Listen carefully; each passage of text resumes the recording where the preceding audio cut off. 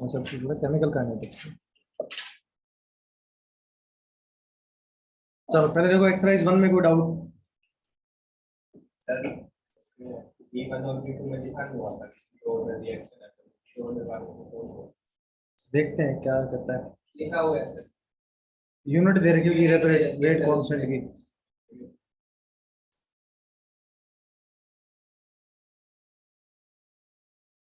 चलो पहले बताओ सेक्शन ए में कोई डाउट? तू बोल रहा था अभी सुबह, बता कौन सा? और भी कोई पूछ रहा था क्या?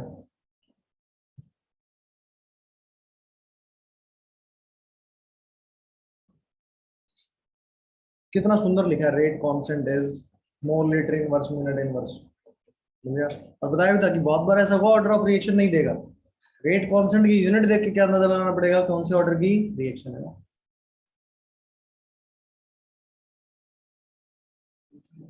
सेक्शन ए में कोई डाउट नहीं? बी में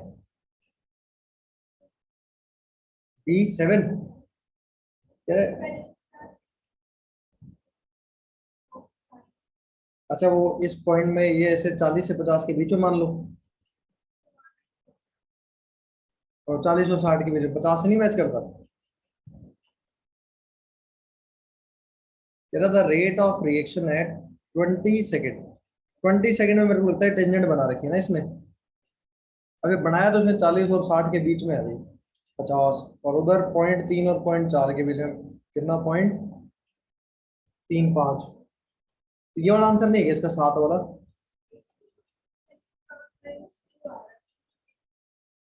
10 की पावर कितना आ रहा है?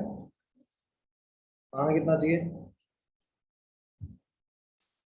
अच्छा इसमें आंसर है -3 है, ऐसा करके देख लेते हैं। फिर क्लास होगी सर। रुक तो जा यार, पढ़ाने दे पहले, कल की बात कल करेंगे। कह रहे एक रिएक्शन है, rate of reaction at 20 second will be. ठीक है, कैसे निकालते हैं रेट भाई? अगर 2 पॉइंट मिल जाए तो स्लोप निकालना है अपने को। एक 50 और वो .35 है। और भी बी में कोई डाउट? कोई डाउट नहीं है बी में? सी तो दिया ही नहीं था। फिर एक्सरसाइज 2 का कह रहे हो क्या? पार्ट 3? पार्ट 3 में डाउट है कौन सा? ये ln of -dc/dt versus ln of c for first order, यही वाला है क्या? ये तो मेरे को ऐसा लग रहा घटिया सवाल है।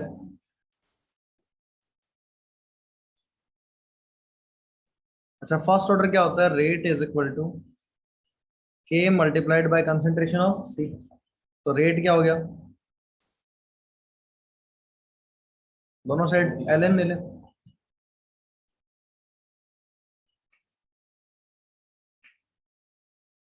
सही है। अब ये लाइन बन गई जिसका स्लोप क्या है? 1 और इंटरसेप्ट क्या है इसका? ln of k। अब क्या कहता है, स्लोप ही पूछता है क्या? स्लोप आता है इसका यूनिटी। यूनिटी का मतलब 1 होता है। तुम्हें ऐसे लिखा 1 नहीं लिखा मिला ऐसा? और इसमें मैच द कॉलम भी। तेरे को डाउट है क्या? तो डाउट है कोई? तो ए और बी एक कौन सा क्वेश्चन है? छठा? यस। 6।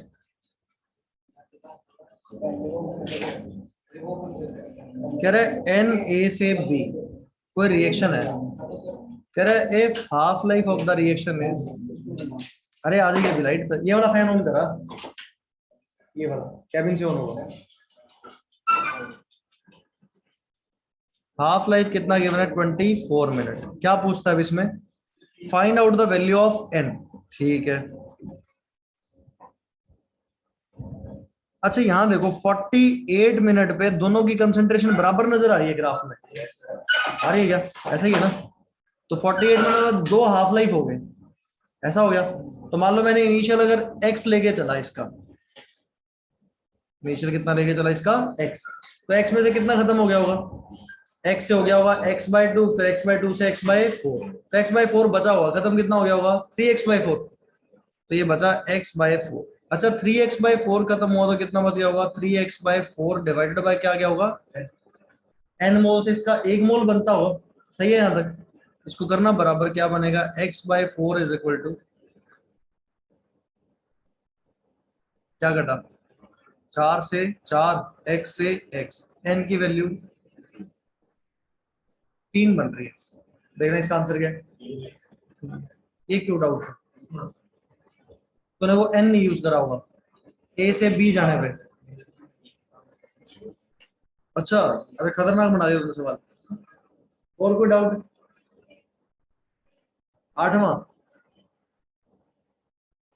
जब में है परेशानी, ये पिछला सवाल भी यही पूछा लॉग वाला ही, सेम वैसे ही सवाल पूछा है ना। आठवां ये ग्राफ वाला ही होगा ना, आठवां यही बड़ा ग्राफ वाला ही होगा, बिल्कुल तो आठवां यही है। कह रहा dx by dt is log of dx by dt against log of a।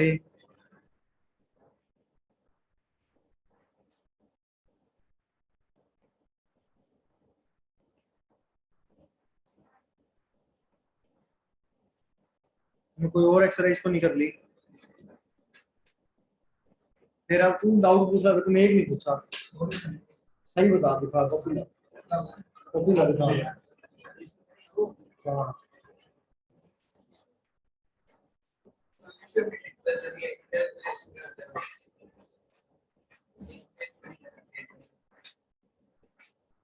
पूछ लेने चाहिए चाहे सारे ना हो, मौका मिला तो कुछ मत छोड़ो। अभी गूगल में मिल जाते हैं, अच्छा ये सवाल तो मिल ही जाएंगे। गलत सॉल्यूशन थे, यस सर। होना तो नहीं चाहिए, क्या तो तेरा गलत हो। नहीं सर। साफ तरह किया, बाद में खुद नहीं पता चलेगा क्या कर दिया।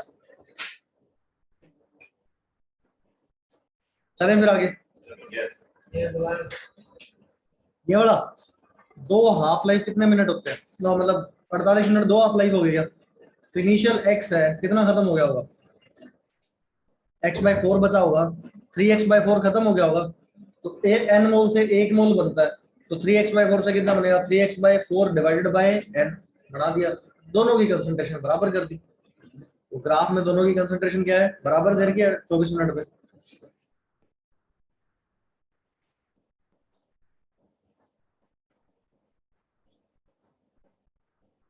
चले आगे, क्या पढ़ा वो लास्ट क्लास में,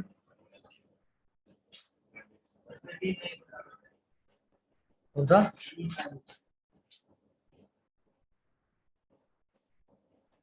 ए से बी रेट लो, फर्स्ट ऑर्डर काइनेटिक्स है। At what time, at a time when t is equal to 1 by k concentration of reactant s। मुश्किल सवाल, क्या अप्लाई करेगा, फर्स्ट ऑर्डर में at is equal to a not e to the power, सही है, लगा दें फिर, a नॉट कह रहा c नॉट मान लो, और t कह रहा 1 by k, इसने इसको मार दिया e to the power -1। और बता, ये मुश्किल है, ये मुझसे मुश्किल है। करवाता था, आसान है। जो करे उसके डाउट आएंगे, ना करने वालों कैसे आएंगे। चलो एक हमने पढ़ लिया बैक्टीरियल ग्रोथ रिएक्शन ना, मैंने इसमें ना एक क्वेश्चन छोड़ दिया था, जब एक आधा मैंने कहा होगा एक्सरसाइज सेकंड में ना, वो स्टार्टिंग में उसने वो एक एवरेज लाइफ नाम की चीज लिखी होगी, टी एवरेज ना, वो आज पढ़ते हैं। ठीक है, तो हेडिंग डालो अब अगला, रेडियो एक्टिव डिसइंटीग्रेशन। देखो ये हमने आगे पढ़ना ही है, वैसे तो पूरी रेडियो एक्टिविटी यही है ना, पर यहाँ पे वो एक छोटी सी बात आएगी, वो एक फॉर्मूला याद कर लेंगे।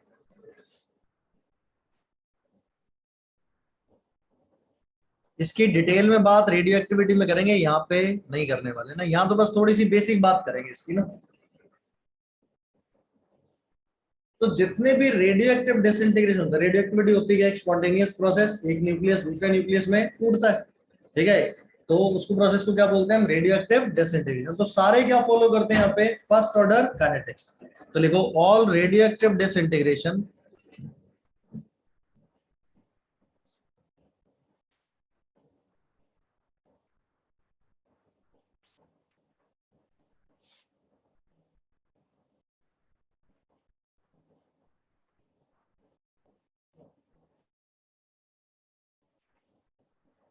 Follows first order kinetics. आज कौन एब्सेंट है?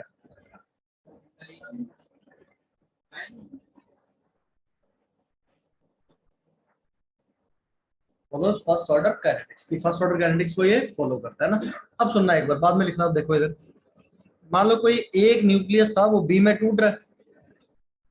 देखो अभी तक हम रेट कांस्टेंट को के लिखते थे, रेडियो एक्टिव डिसइंटीग्रेशन में रेट कांस्टेंट को लैम्डा लिखा। क्या लिखते हैं यहाँ पे, लैम्डा।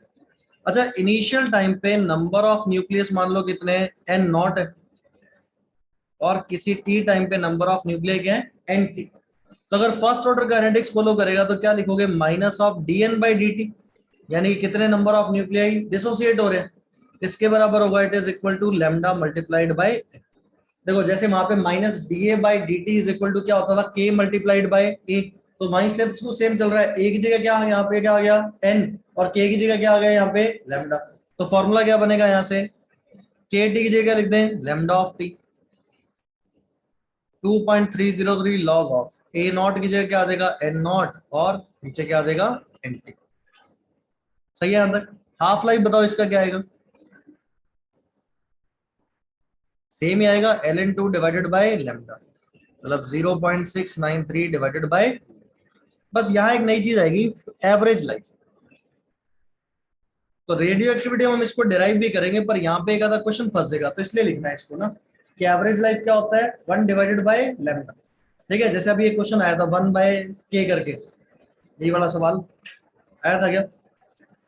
ठीक है, तो ये कभी बहुत बार क्वेश्चन पूछेगा कि एक एवरेज लाइफ में क्या कहानी होने वाली है। तो एक एवरेज लाइफ का मतलब टाइम कितना है, 1 बाय लैम्डा। तो मतलब जैसे वहां 1 बाय के था, यहाँ पे क्या 1 बाय लैम्डा। तो ये चीज एक एक्स्ट्रा आ गई यहाँ पे, कि रेडियो एक्टिव डिसइंटीग्रेशन में एक लाइफ होती है, कौन सी, एवरेज लाइफ ना। और उस एवरेज लाइफ का फॉर्मूला क्या होगा, 1 डिवाइडेड बाय लैम्डा। अभी सिर्फ इतनी जरूरत पड़ेगी, जब रेडियो एक्टिविटी पढ़ेंगे तो यहाँ बहुत सारे टर्म्स लिखेंगे। ठीक है, एक्टिविटी क्या होता है, स्पेसिफिक एक्टिविटी क्या होती है, वो वहां यूज होंगे, यहाँ पे यूज होने वाले नहीं है ना। लिख लो इसको। अभी याद रखना कि radio active disintegration follows first order kinetics.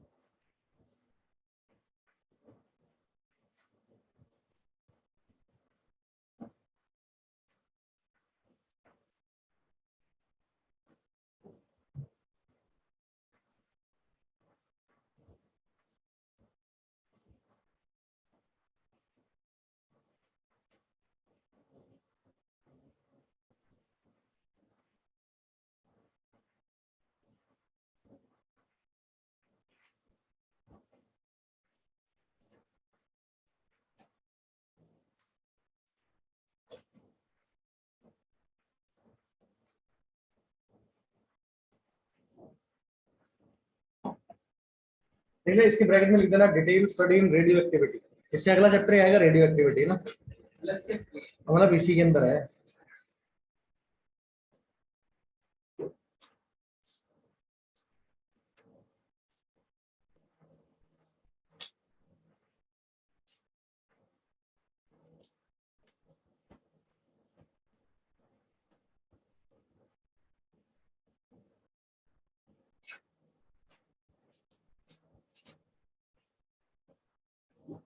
देख लिया क्या?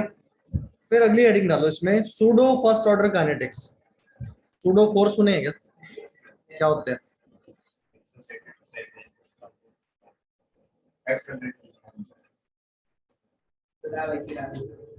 क्या कह रहा है? एक्सेलरेटेड। अच्छा, नहीं वो तो हो गया। देखो केमिस्ट्री में कहीं भी सूडो आएगा ना तो उसका मतलब होगा जो चीज जैसी सोच रहे हैं वैसी है नहीं ना, तो उसके लिए हम सूडो लगा देते हैं। देखो बहुत सारी ऐसी रिएक्शंस होंगी जो थ्योरेटिकली तो लगेंगी हायर ऑर्डर की, थ्योरेटिकल क्या होंगी वो हायर ऑर्डर, बट एक्सपेरिमेंटली वो कौन से ऑर्डर की होती हैं? First order. तो ऐसी रिएक्शन को क्या बोलते हैं? सूडो फर्स्ट ऑर्डर रिएक्शंस ना, या सूडो फर्स्ट ऑर्डर काइनेटिक्स। तो ये एक नंबर में बोर्ड में डेफिनेशन पूछ लेता है कि what do you mean by pseudo reaction. ठीक है, तो लिखो reactions which are of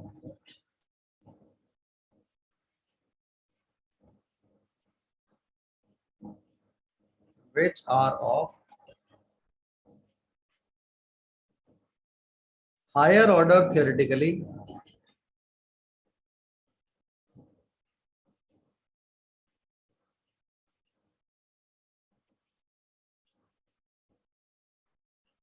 but are of first order experimentally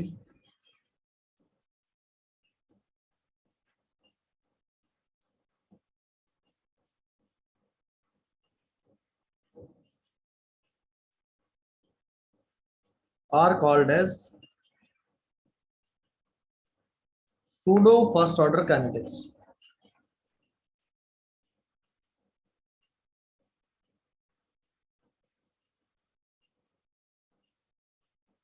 वैसी रिएक्शंस को क्या बोलते हैं? Pseudo first order kinetics.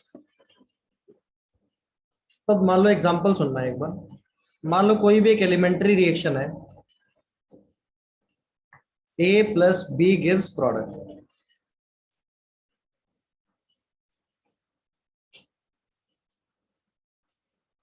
ठीक है, कैसी रिएक्शन है ये? Elementary reaction. देखो कोई एलिमेंट्री रिएक्शन होगी तो उसका रेट लो क्या लिखोगे तुम? Rate is equal to k concentration of A into concentration of B. अच्छा कौन से ऑर्डर की नजर आ रही है? Second order. कौन सा ऑर्डर है इसका? Second order. कहता अगर बी एक्सेस में हो जाए,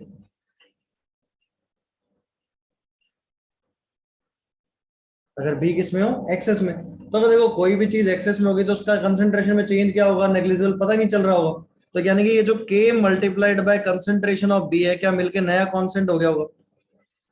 क्या हो गया होगा? K dash. तो यहां से अगर बात करें तो रेट इज इक्वल टू क्या बन गया होगा? K dash multiplied by concentration of A. कौन सा ऑर्डर हो गया ये? क्या अब ये कैसा ऑर्डर बन गया? ये फर्स्ट ऑर्डर। तो देखने में तो थियोरेटिकली क्या लग रहा था? कौन सा ऑर्डर था वो? सेकंड ऑर्डर, पर निकला कैसा? First order. तो ऐसी रिएक्शन को क्या बोलते हैं? Pseudo first order reactions. अब यहां देखना, सूडो फर्स्ट ऑर्डर रिएक्शन पे अगर तुम आगे कंसंट्रेशन वाला फॉर्मूला लगाओगे, फर्स्ट ऑर्डर काइनेटिक्स का फॉर्मूला क्या होता है? फर्स्ट ऑर्डर का के मल्टीप्लाइड बाय टी। अब यहाँ पे के की जगह क्या आएगा? के डैश। तो क्या होगा? K dash multiplied by T 2.303 log of क्या होगा? ए नॉट डिवाइडेड बाय 80। ये फॉर्मूला किसका लिख जाएगा? फर्स्ट ऑर्डर काइनेटिक्स का ना इसमें। तो यहाँ पे जो भी के डैश है वो क्या चीज है? के मल्टीप्लाइड बाय बी। और मैक्सिमम टाइम ये जो एक्सेस में चीज मिलेगी ना, ये वाटर मिलेगा। बताओ पानी की कंसंट्रेशन फिक्स होती है क्या? कितनी होती है ना? 1000/18 बोल दो या फिर 55.5 पॉइंट। तो मैक्सिमम टाइम तुम्हें इसकी जरूरत पड़ेगी, क्योंकि वाटर ही हमेशा सॉल्वेंट की तरह काम होगा, और वो किस में हो रहा होगा? एक्सेस में ना। तो ये वाली कंसंट्रेशन क्या होती है? कांस्टेंट। ये याद रखना है कि सूडो का जब भी क्वेश्चन आएगा तो पानी की कंसंट्रेशन की जरूरत पड़ने वाली है ना। और पानी की कंसंट्रेशन फिक्स होती है कितनी? 1000/18 55.55। ठीक है, लिख लो इसको। फिर एग्जांपल लिखते हैं, कौन सी ऐसी रिएक्शन है जो सूडो फर्स्ट ऑर्डर फॉलो करती होंगी। तो दो एग्जांपल्स हैं वो अपने को पढ़ने हैं ना।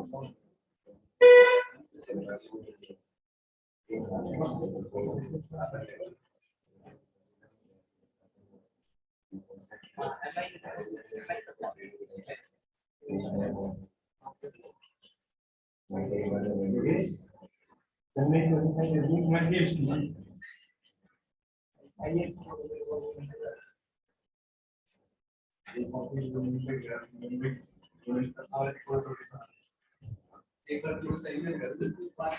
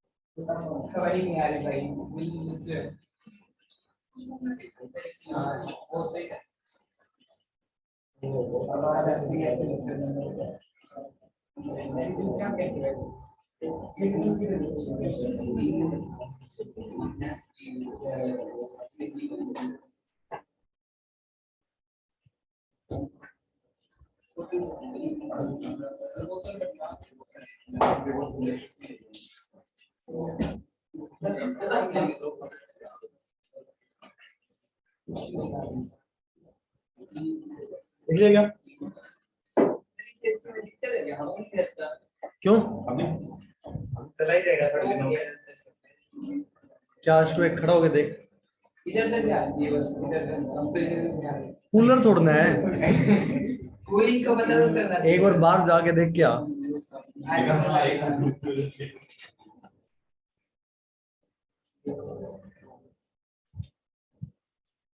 घर पे फ्रिज में बैठता है इतनी गर्मी कैसे लग सकती है किसी को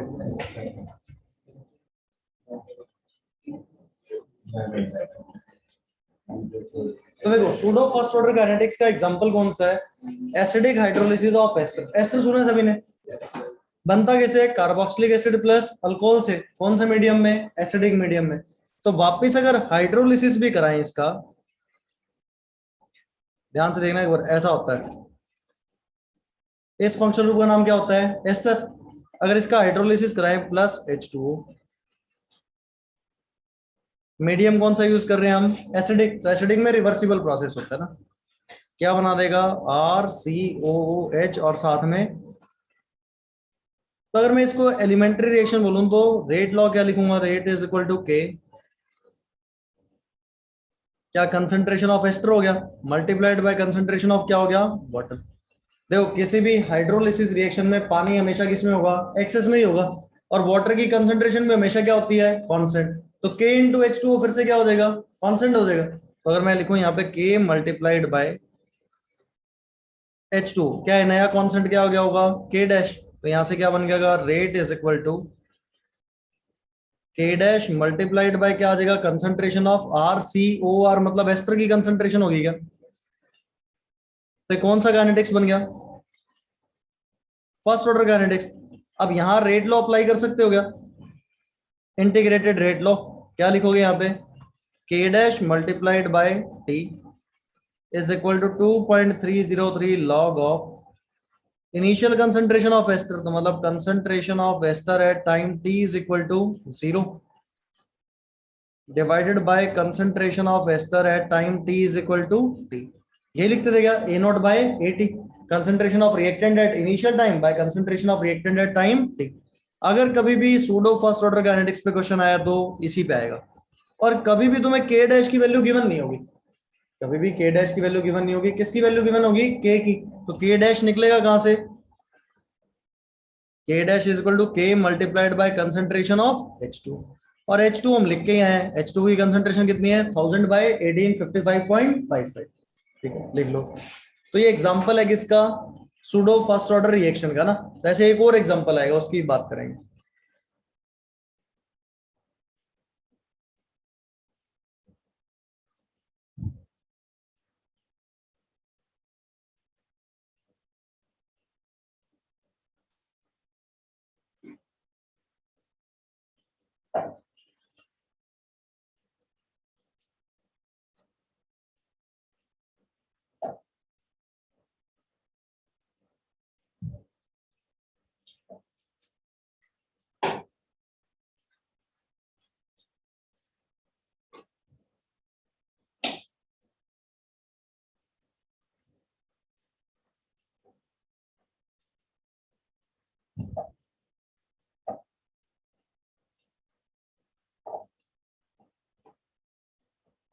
तो बता केन शुगर क्या होता है, अनमोल बताए,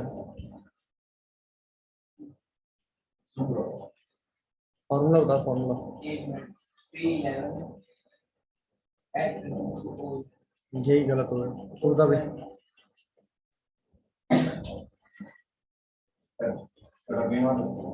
सुक्रोज का फॉर्मूला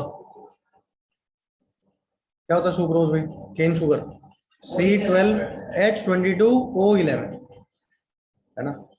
अच्छा अब ये आगे बायोमोलिक्यूल्स नाम का एक चैप्टर आएगा तब भी आएगा, सुक्रोज का हाइड्रोलिसिस कराते हैं ना, अभी लिखूंगा रुक जा। तो उससे एक बनता है ग्लूकोज और एक मोल क्या बनता है फ्रक्टोज का ना। ग्लूकोज और फ्रक्टोज दोनों का मॉलिक्यूलर फॉर्मूला क्या होता है सेम, पर स्ट्रक्चर क्या होता है डिफरेंट होता है।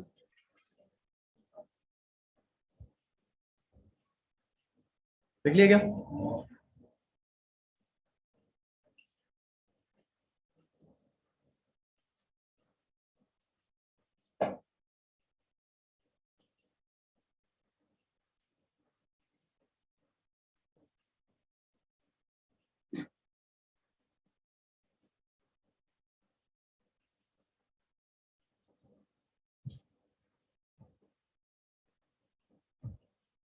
फिर दूसरा लिखो हाइड्रोलिसिस ऑफ केन शुगर, अगला एग्जांपल ना।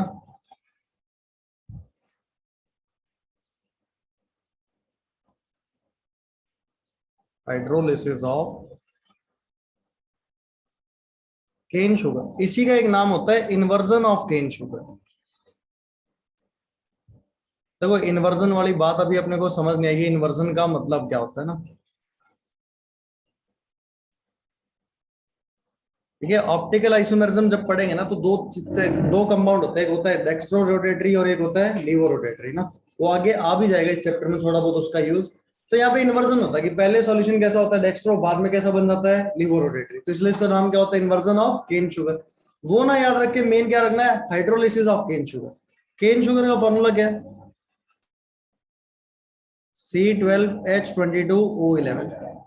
अगर इसका हाइड्रोलिसिस कराएं, यहाँ भी मीडियम कौन सा यूज करते हैं, एसिडिक मीडियम। ये एसिड सिर्फ कैटलिस्ट की तरह काम कर रहा है ना। तो एक मोल किसका बनता है ग्लूकोज का और एक मोल किसका बनता है फ्रक्टोज का। और ग्लूकोज और फ्रक्टोज को जोड़ने से ही केन शुगर बनता है, सुक्रोज बनता है ना। तो ये हाइड्रोलिसिस हो गया। तो यहां अगर मैं रेट लॉ लिखूंगा तो क्या लिखूंगा, रेट इज इक्वल टू के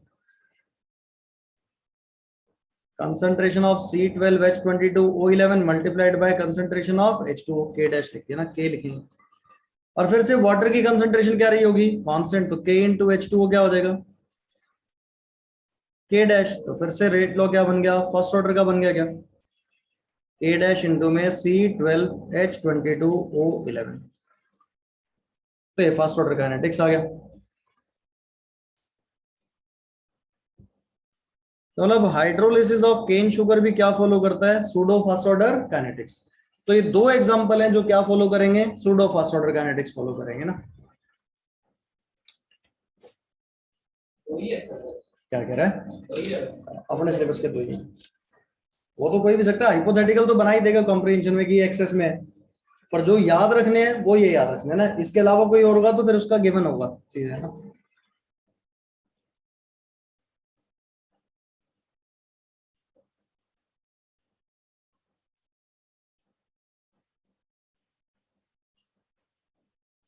इसने सपोनिफिकेशन रिएक्शन सुनी है क्या?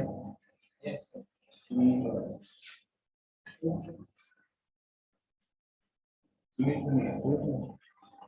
देखिए नोट करो फिर लिखते हैं उसके बारे में ना।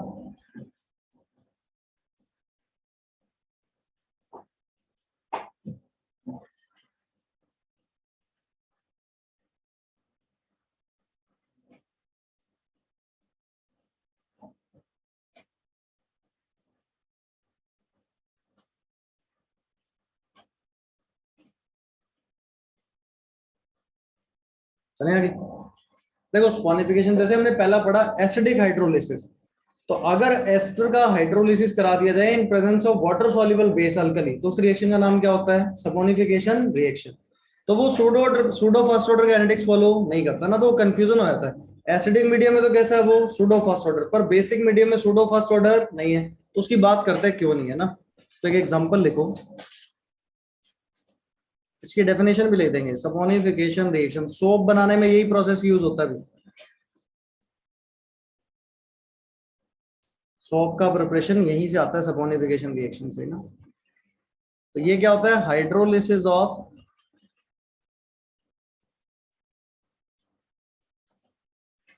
Ester in presence of alkali. Alkali का मतलब क्या होता है, वाटर सॉल्युबल बेस ना। अब एक बात देखना, R C O O R, R dash कर देते हैं, एस्टर हो गया ये। अब देखो अगर वाटर ना डाल के मैं यहाँ पे क्या ऐड कर दूं, वाटर सॉल्युबल बेस NaOH क्या बनेगा। अब ये प्रोसेस रिवर्सिबल भी नहीं है, कैसा है, इरिवर्सिबल। क्यों ऐसा, क्योंकि यहाँ पे NaOH अगर मैं सिंपल हाइड्रोलिसिस कराता क्या कार्बोक्सिलिक एसिड बनता क्या RCOH, क्या वो NaOH के साथ रिएक्ट कर सकता है, क्या बना देगा यहाँ पे, सॉल्ट बनेगा क्या RCOONA, और साथ में क्या आएगा R डैश OH। अब देखो NaOH की कंसंट्रेशन कांस्टेंट तो नहीं रहेगी, क्योंकि ये तो बेस के साथ क्या कर रहा है, मतलब उसका एसिड के साथ क्या कर रहा है, रिएक्ट कर रहा है। तो अगर रिएक्ट कर रहा है तो क्या दोनों ही रेट के अंदर क्या कर रहे होंगे, पार्टिसिपेट कर रहे होंगे। तो यहां जब रेट लॉ लिखोगे तो क्या आएगा, rate is equal to K multiplied by concentration of ester, और साथ में क्या आएगा ये NaOH भी आएगा, क्योंकि NaOH की कंसंट्रेशन टाइम के साथ अब कांस्टेंट नहीं है ना। तो ये कौन सा ऑर्डर हो गया यहाँ पे, सेकंड ऑर्डर। तो यार रखना, ये फर्स्ट ऑर्डर काइनेटिक्स नहीं होता, कौन सा होता है, सेकंड ऑर्डर काइनेटिक्स।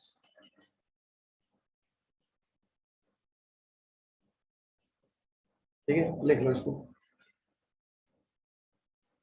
तो एसिडिक मीडियम में हाइड्रोलिसिस ऑफ एस्टर कैसा है, सूडो फर्स्ट ऑर्डर, पर बेसिक मीडियम में कैसा है, ये exactly second order kinetics follow करेगा ना, क्योंकि यहाँ पे NaOH की कंसंट्रेशन कांस्टेंट नहीं है, वो टाइम के साथ क्या हो रही होगी, चेंज हो रही होगी।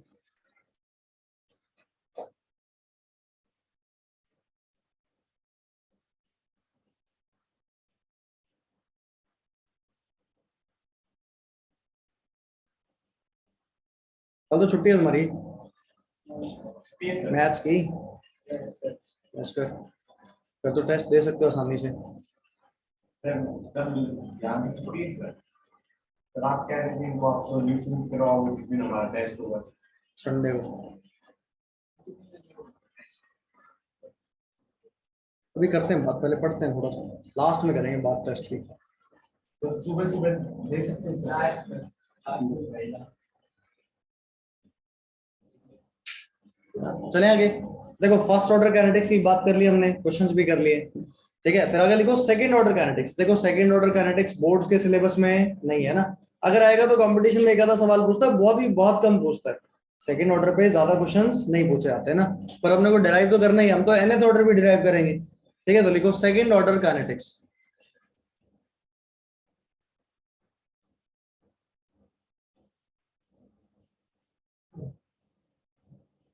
है ना, बोर्ड्स के लिए इंपॉर्टेंट नहीं है ना, मेडिकल में भी यहाँ से क्वेश्चंस नहीं पूछे जाते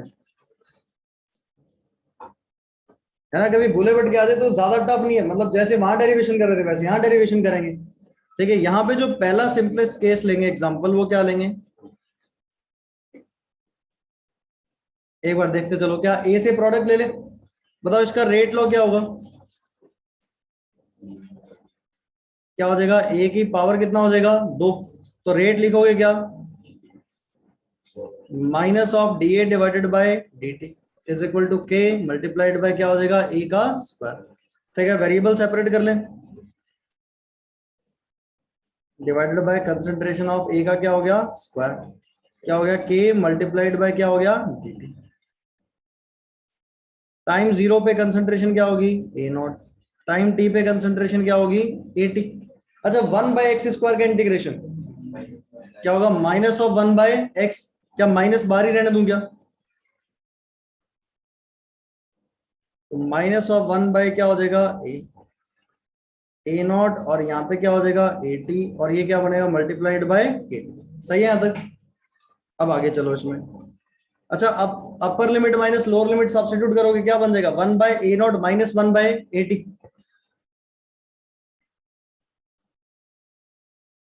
माइनस ऑफ 1/at। सही है क्या, वो माइनस उधर ले गए तो माइनस ऑफ क्या आ गया केटी, तो बताओ 1/at की वैल्यू क्या आ गई, कैसे लिख दो, 1/at माइनस 1/a0 लिख सकते हैं क्या,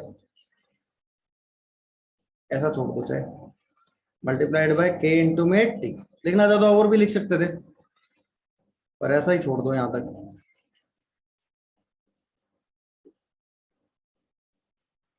चेक करो, 1/80 माइनस 1/a0 किसके बराबर आ गया, के मल्टीप्लाइड बाय टी के। अगर इसका हाफ लाइफ निकालना हो तो जब हाफ लाइफ आया होगा तो at time t is equal to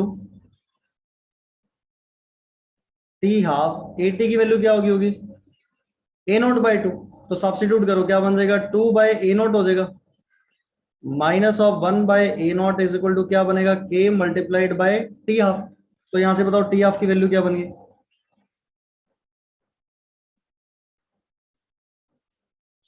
t half क्या बनेगा 1 divided by a0 multiplied by क्या आ जाएगा, तो ये हाफ लाइफ आ गया क्या इसका,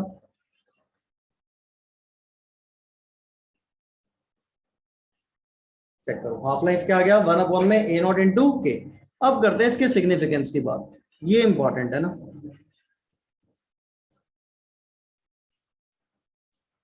सिग्निफिकेंस ऑफ हाफ लाइफ।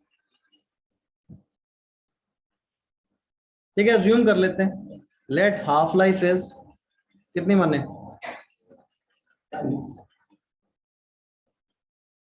10 मान लिया, आसान है। देखो अगर 100 से 50 जा रहा होगा तो कितनी देर में जा रहा होगा, बहुत बढ़िया। तो पहले जो इनिशियल कंसंट्रेशन है वो 100 थी क्या, अब 50 से 25 में इनिशियल कंसंट्रेशन कितनी होगी, क्या आधी होगी क्या, मतलब 100 की आधी, तो a0/2 रखोगे तो वहां पे 2 ऊपर चला जाएगा क्या, तो यानी कि हाफ लाइफ तो डबल हो गया, तो मतलब पहला 10 मिनट था तो दूसरा कितना रहा होगा, तो अगर बात करें आगे 25 से 12:30 कितनी देर में वो होगा, 20 का डबल कितना 40, आगे चलते जाएंगे ऐसे। तो क्या फर्स्ट ऑर्डर उसमें जीरो ऑर्डर में क्या सक्सेसिव हाफ लाइफ आधे हो रहे थे क्या, कि अगर पहला हाफ लाइफ 40 है तो दूसरा 20, अगला 10, अगला 5, ऐसे चलेगा, या और फर्स्ट ऑर्डर में हाफ लाइफ कांस्टेंट रहते थे, पहला 10, दूसरा भी 10, अगला भी 10, और सेकंड ऑर्डर में क्या होता जा रहा है डबल, 10 फिर 20 उसके बाद 40। सही है यहां तक, और यहां से क्या एक और कंक्लूजन लिख सकते हो, हाफ लाइफ इज, ऐसा भी बोल सकते हो क्या, सही है क्या, वो 1/a0 था, मतलब a0 टू पावर क्या है माइनस का, तो ये सिग्निफिकेंस इंपॉर्टेंट है ना इसका, तो एक बार यहां तक लिखो फिर अल्फा निकालेंगे इसका।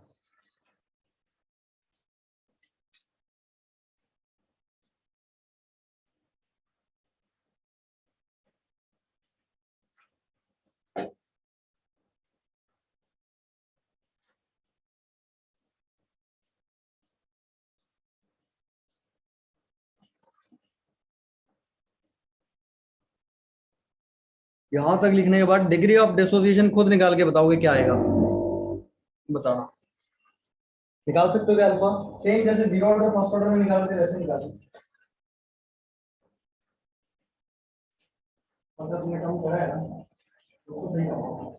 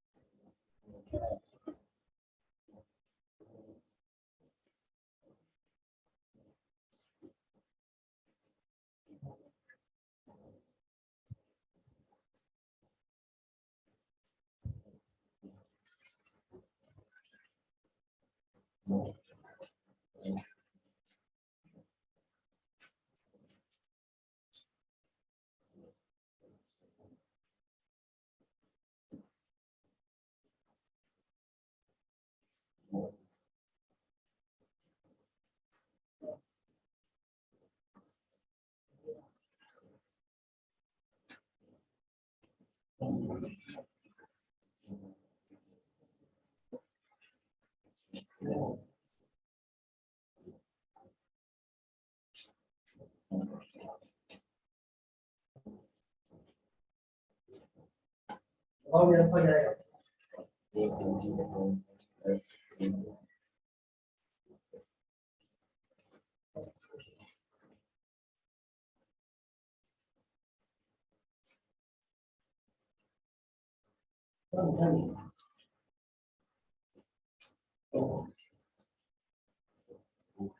तो ये लास्ट में आ गया, लास्ट में आ गया।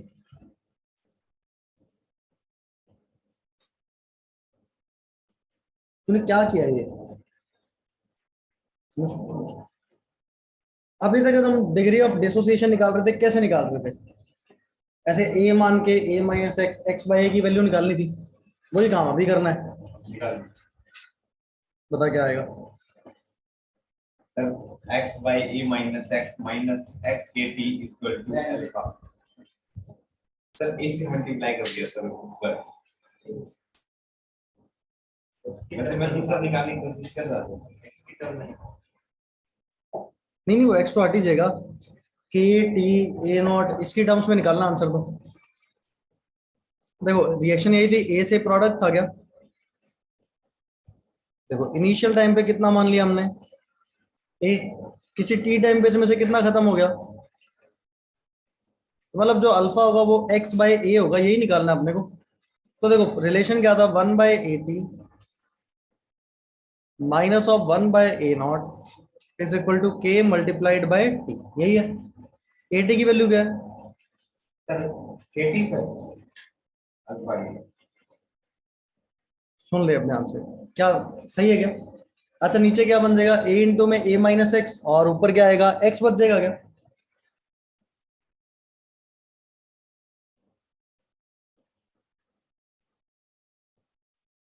देखो सही है। अच्छा ऊपर नीचे ए से डिवाइड कर दो तो क्या बन जाएगा, ये एक्स बाय ए अल्फा हो गया, और नीचे जब ए से डिवाइड करोगे तो क्या बन जाएगा, 1 माइनस अल्फा हो जाएगा क्या, एक्स बाय ए को लिख दिया।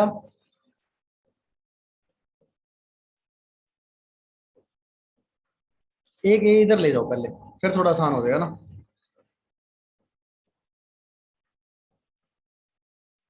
सही है क्या, ऐसा किया जा सकता है। अब ऊपर नीचे किससे डिवाइड कर दें, ए से।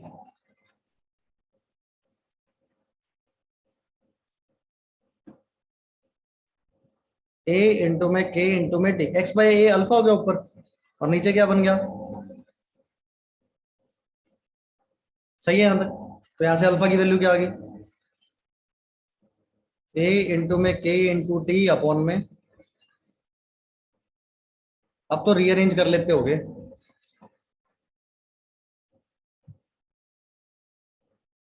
कभी नहीं पूछा जाएगा है ना, आज तक नहीं आया तो आगे भी क्या ही पूछेगा। पर अगर निकालना पड़ जाए तो है थोड़ा ना टफ, सिंपल ही तो है, कर सकते हैं ऐसा।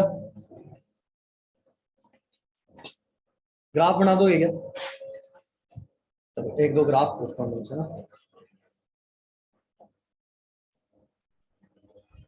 अच्छा तुमने अभी इंटीग्रेशन तो पढ़ा ही नहीं होगा ना, नहीं सर।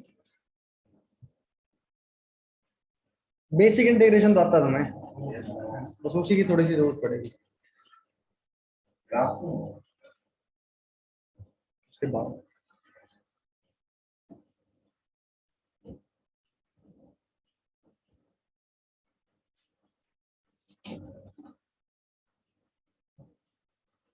ग्राफ में तो इसमें ज्यादा पूछता नहीं, दो ग्राफ ही बना लेते हैं, सिंपल से हैं, जल्दी से बना देना।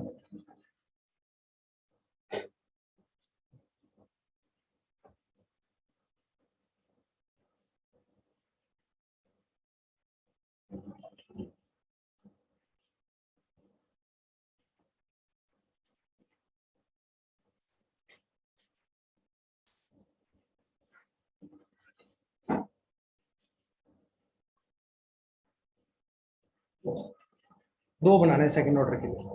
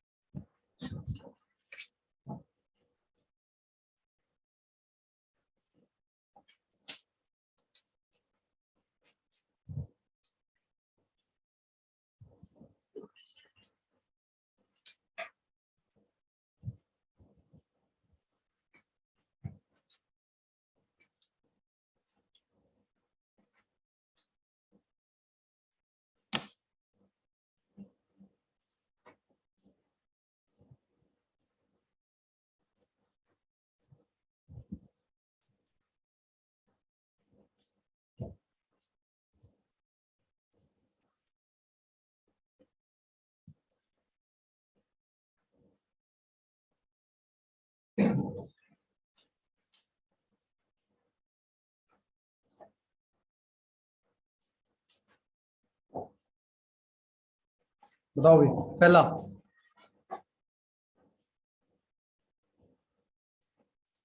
बोल रहे हैं कौन सी दुनिया में चल रहा है, सेकंड ऑर्डर है ये, ए का स्क्वायर है y is equal to y directly proportional to x square क्या होता है? पैराबोला। तो पैराबोला क्या होगा? ये तो यहाँ वाला तो नहीं शो करेंगे, नेगेटिव तो नहीं हो सकती कंसंट्रेशन।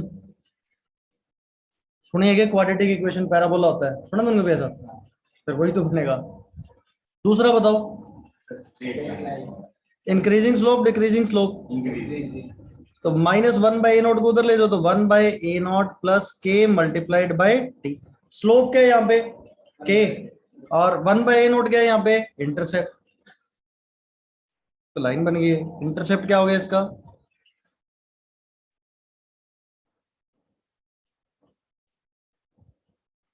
स्लोप के बराबर आ गया। ठीक है, लिख सकते हैं सब, बना देंगे। अब देखो, ये तो बड़ी सिंपल रिएक्शन थी, ए से प्रोडक्ट मान के चल रहे थे ना। मान लो दो रिएक्टेंट हो, ए प्लस बी, और दोनों के रिस्पेक्ट में फर्स्ट ऑर्डर है, ओवरऑल ऑर्डर कैसा है? सेकंड। तो वहां चीजें कैसे लिखी जाए ना, तो वहां कैसे इंटीग्रेट करें उसके बारे में बात करते हैं ना।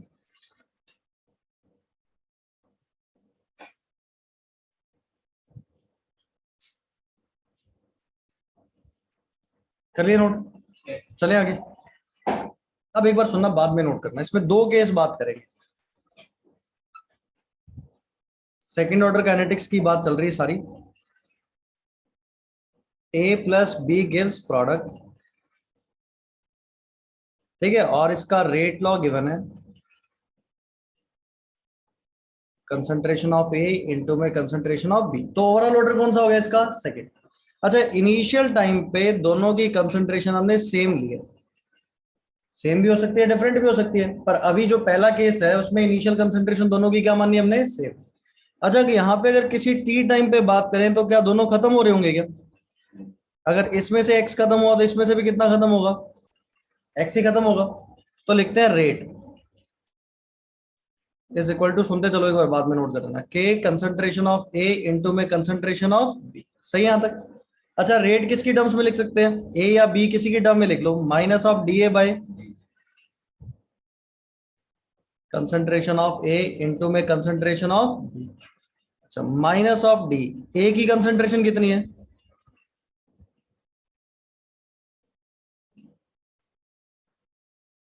क्या a minus x into A minus X क्या हो गया? a माइनस एक्स का स्क्वायर हो गया।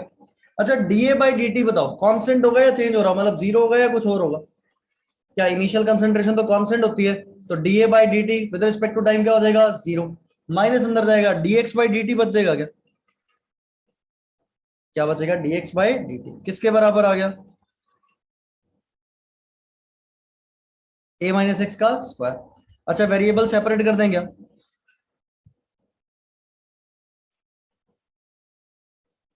लिखो ऐसे, डी एक्स डिवाइडेड बाय क्या हो जाएगा? a माइनस एक्स का स्क्वायर के इंटू में डी टी। अच्छा, टाइम जीरो पे बताओ x की वैल्यू कितनी रही होगी? जीरो। टाइम t पे x की वैल्यू कितनी होगी x। इसका इंटीग्रेशन बताओ, 1 में a माइनस एक्स का whole square.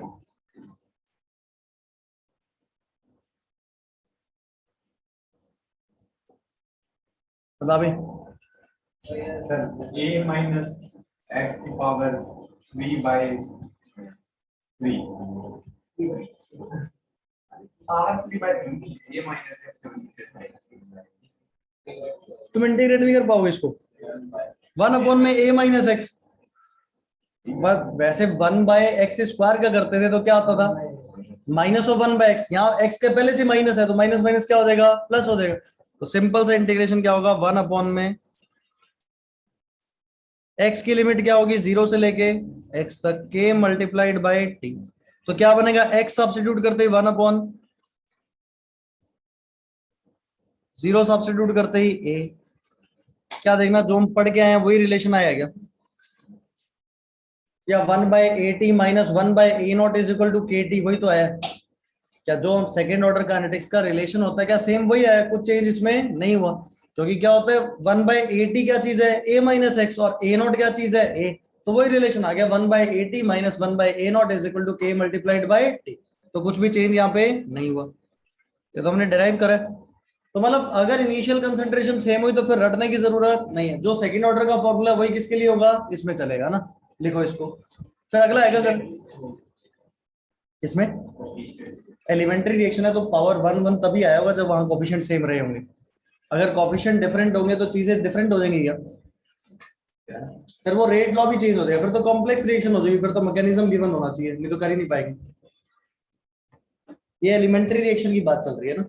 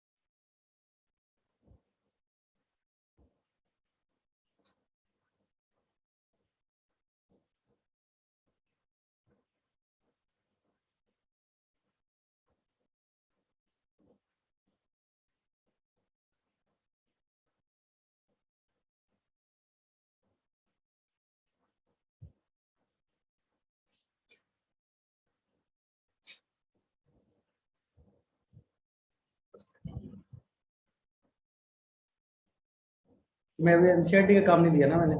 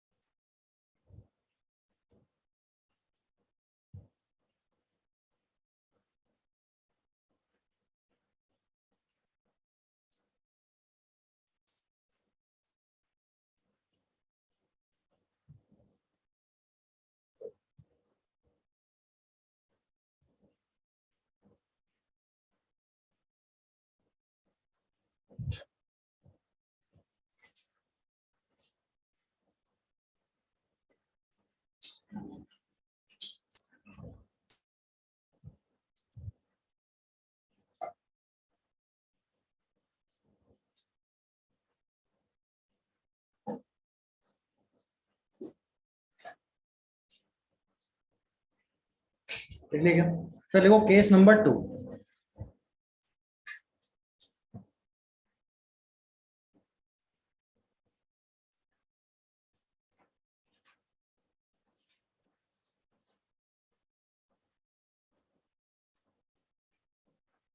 Rate is equal to k concentration of A into में कंसंट्रेशन ऑफ बी। वही चल रहा है, बस यहाँ पे अब चेंज क्या कर देंगे, इनिशियल कंसंट्रेशन दोनों की डिफरेंट है, एक की ए मान लेंगे और एक की क्या मान लेंगे, बी। अब लिखना छोड़ो, सुनो इधर, यहाँ थोड़ा सा मैथमेटिक्स लगेगा ना, और आगे आने वाले टॉपिक्स में मैथ्स खूब आएगा, डिफरेंशियल इक्वेशन भी आएगा, इंटीग्रेशन भी आएगा, खूब सारी चीजें आएंगी ना, तो सारी सिखाता चलूंगा साथ साथ में ना। अब यहाँ पे क्या होगा भाई, दोनों में से कॉफिशिएंट तो वन वन है, खत्म, तो दोनों में से एक्स होगा, तो एक ए माइनस एक्स और एक क्या हो गया, बी माइनस एक्स। तो रेट ले लिखें तो रेट इज इक्वल टू क्या था, के कंसंट्रेशन ऑफ ए इंटू में कंसंट्रेशन ऑफ बी। तो चाहे ए की टर्म्स में लिख लो चाहे बी की टर्म्स में, जो भी तुम्हारा मन करे, तो minus of D A by D T लिखना रेट को, कंसंट्रेशन ऑफ ए इंटू में कंसंट्रेशन ऑफ बी। अच्छा, ए की कंसंट्रेशन क्या है किसी टी टाइम पे, ए माइनस एक्स है, इज इक्वल टू के, यहाँ पे क्या होगा, ए माइनस एक्स, और यहाँ क्या होगा, बी माइनस ऑफ एक्स, यही बनेगा। अब देखो यहाँ पे डिफरेंशिएट करोगे, मतलब ये लिखोगे तो D x by D T बचेगा, और ये क्या बन गया, के ए माइनस एक्स इंटू में क्या आ गया, B minus of x. Variable separate कर लेते हैं, यहाँ पे क्या बनेगा, d x divided by A minus x into में बी माइनस एक्स, और यहाँ क्या बन गया, के मल्टीप्लाइड बाय डी टी। कैसी को इंटीग्रेट करना पड़ेगा, वो तो फिक्स है, टाइम जीरो पे एक्स की वैल्यू जीरो, टाइम टी पे एक्स की वैल्यू कितनी है, एक्स। अब इसको कैसे इंटीग्रेट करें, D X upon one upon A minus x into B minus X. देखो इसको ऐसा लिख सकते हो क्या, वन अपॉन में, ध्यान से देखना एक बार,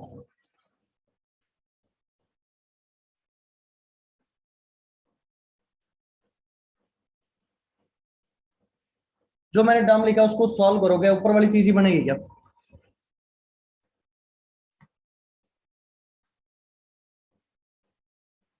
नीचे एलसीएम क्या आएगा, a minus x B minus x, ऊपर क्या जाएगा b minus x minus of a minus x, x से एक्स कैंसिल हो जाएगा, b माइनस ए बचेगा क्या, वो मैं नीचे डिवाइड करके देखो b माइनस ए, चेक करो सही है क्या, लिखा जा सकता है ऐसा इसको, क्या इसका इंटीग्रेशन ही तो है। तो यहाँ तो क्या बनेगा, k मल्टीप्लाइड बाई टी बनने वाला है। अच्छा ये b और माइनस ए तो कांस्टेंट है, तो बाहर ही आ जाएगा, तो ये आ गया 1/b माइनस ए आ गया बाहर। इंटीग्रेशन ऑफ 1 में a माइनस एक्स माइनस 1 में k मल्टीप्लाइड बाई टी। अब ये बताओ मेरे को 1/a माइनस एक्स का इंटीग्रेशन क्या होगा, minus ln of a minus x, जैसे 1/x का इंटीग्रेशन क्या होता है ln ऑफ x, तो a माइनस एक्स है, x की पावर क्या है -1, तो क्या माइनस का साइन आ जाएगा, तो हुआ क्या इंटीग्रेशन, ध्यान से देखना 1/b माइनस ए, ये तो कांस्टेंट ही था, ये आ गया minus of ln a minus x, ये माइनस माइनस क्या हो जाएगा प्लस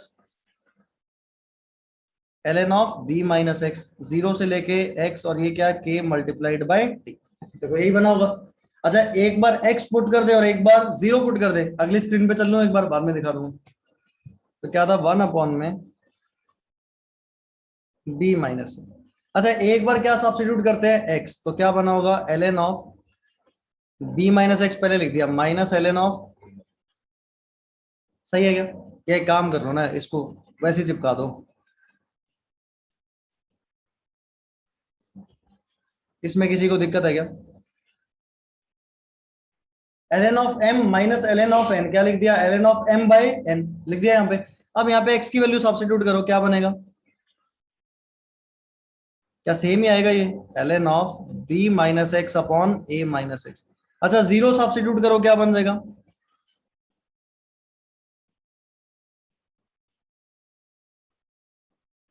देखो यही बनेगा। अच्छा फिर से ln of m minus ln of n क्या हो जाएगा m बाय n,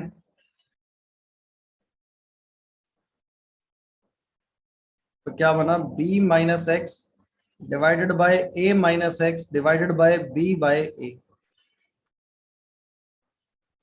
सही है क्या, किसी को दिक्कत इसमें। अब मैंने क्या लिखा इसको 1 माइनस बी माइनस ए, ऐसा लिख सकता हूँ ln of 1 minus of x by B, और इसको लिख सकता हूँ a डिवाइड करूं तो 1 माइनस ऑफ,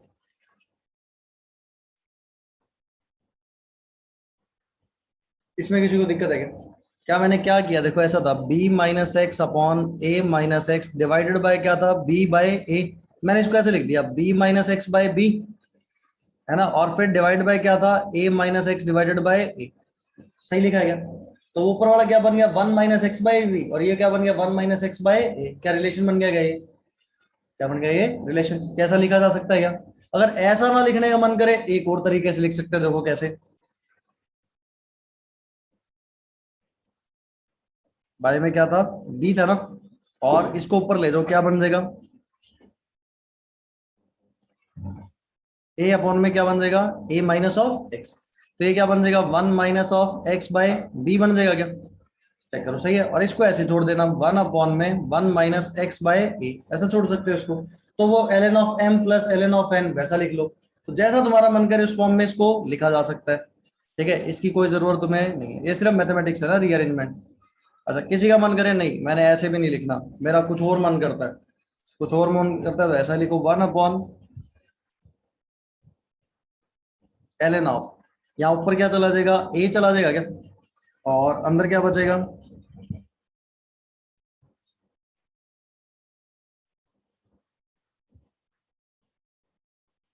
ऐसा भी लिख सकते हो क्या, चेक करो, एक सिंपल सा वही वापस क्रॉस मल्टीप्लाई कर दिया, b माइनस एक्स नीचे b रह गया, a ऊपर भेज दिया, तो a of b minus x, और नीचे क्या हो गया b of a minus x, तो जिस भी फॉर्म में पूछना चाहे उस फॉर्म में तुमसे पूछ सकता है, आगे तो रीअरेंजमेंट ही है सिर्फ, तो चाहे ये याद कर लो चाहे नीचे वाला याद कर लो, जैसा तुम्हारा मन करे। देखो मैंने ये रटा हुआ है, एक सिंपल सी चीज कैसे रटी है, 1 अपॉन बी माइनस ए बार ln of b minus x upon A minus x, B के साथ मल्टीप्लाई ए कर दो और ए के साथ क्या कर दो b कर दो, यानी कि उल्टा कर दो, ऊपर गया b माइनस एक्स मल्टीप्लाई क्या कर दिया a, नीचे गया a माइनस एक्स मल्टीप्लाई क्या कर दिया b, आंसर आ गया। ठीक है, लिखो इसको।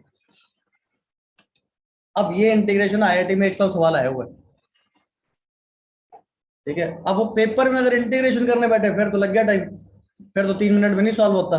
तो क्या लास्ट वाला रिजल्ट याद रहेगा तो सीधा सब्स्टिट्यूट करके आंसर ले आएंगे क्या? तो लास्ट वाला रिजल्ट याद रहना चाहिए ना। ठीक है? बहुत सारे ऐसे क्वेश्चन होते हैं जिसमें रिजल्ट याद रहना चाहिए। जैसे वो थी आयनिक इक्विलिब्रियम में बफर वाले थे फॉर्मूले, सॉल्युबिलिटी प्रोडक्ट के अंदर बफर याद है, S is equal to root over में K S P one plus concentration of H plus upon K. IIT में लगभग हर 1-2 साल बाद उस पर सवाल आता है। तो जिसको फॉर्मूला याद होता है वो तो सीधा एक लाइन में कर देता है, ये तो फिर 4-5 मिनट लगते हैं सॉल्व करने में।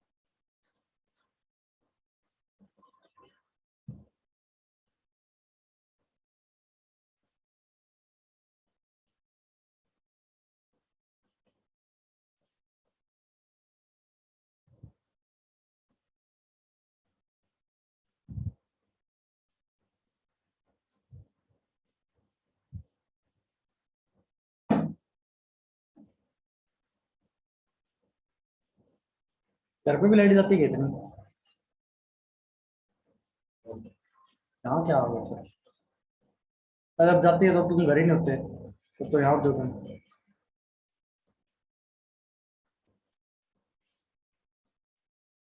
क्या था लिख लो तो बता।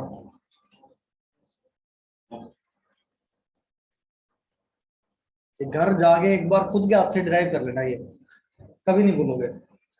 आपको क्या रिजल्ट याद अरे पेपर में भूल गए फिर क्या, कहाँ जाएगा? आईआईटी में 18 सवाल आएंगे एक पेपर में, समझ अपने 15 एक आएंगे, उसमें से भी जो समझ आया उसका फॉर्मूला नहीं याद होगा, तो जैसे डेरिवेशन आती हो।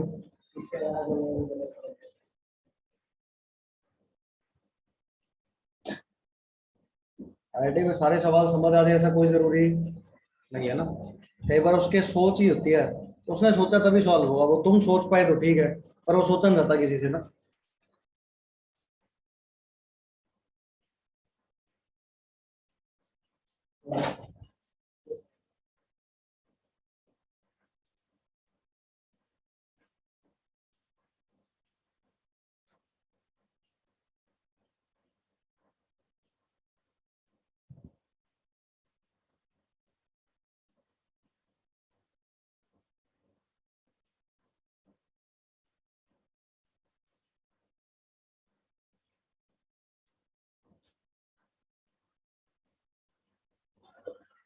ठीक है।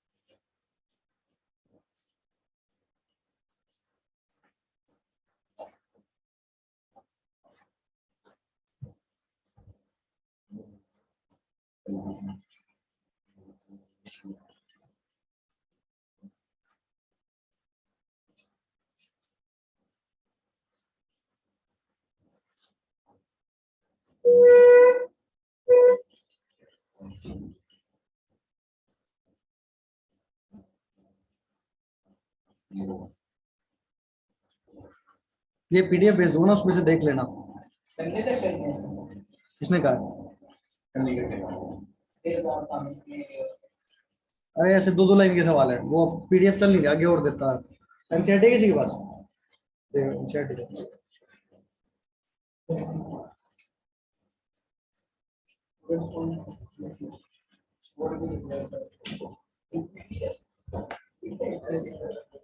अरे ये ग्रुप में भेज ही दूंगा पीडीएफ इसकी फाइल की। हाँ तो वो है 4.9 तक ना।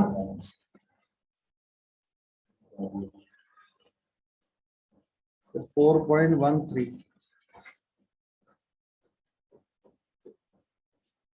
16 18 19 बस बहुत है।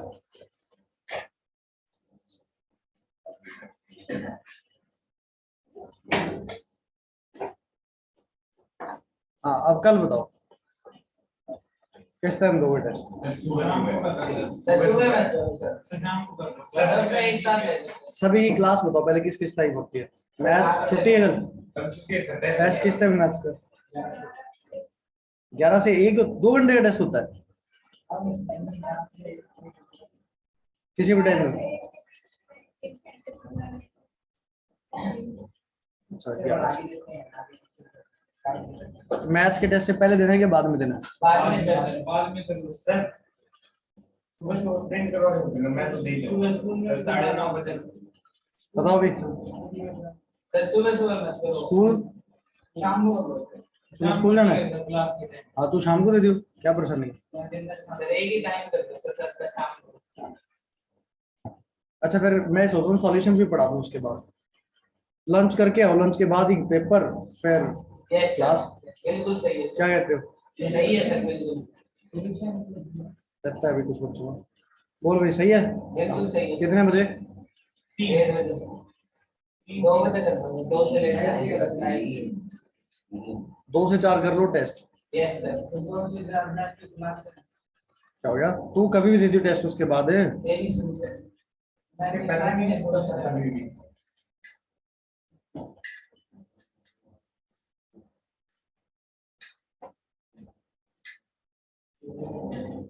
कल खत्म कर देंगे सॉल्यूशंस को ना। तो बहुत थोड़ा सा पार्ट बचा हुआ है, रियल सॉल्यूशन वाला पार्ट है और लास्ट में सॉलिबिलिटी वाला पार्ट है ना, फिर कुछ चीजें एनसीईआरटी की। चलो डन है, 50 सवाल है, कुछ नए भी है, छोड़ना नहीं है। ऑप्शन देख के तुक्का जरूर मारना है, मतलब तुक्का तो क्या ऑप्शन देख के हो जाएगा। माइनस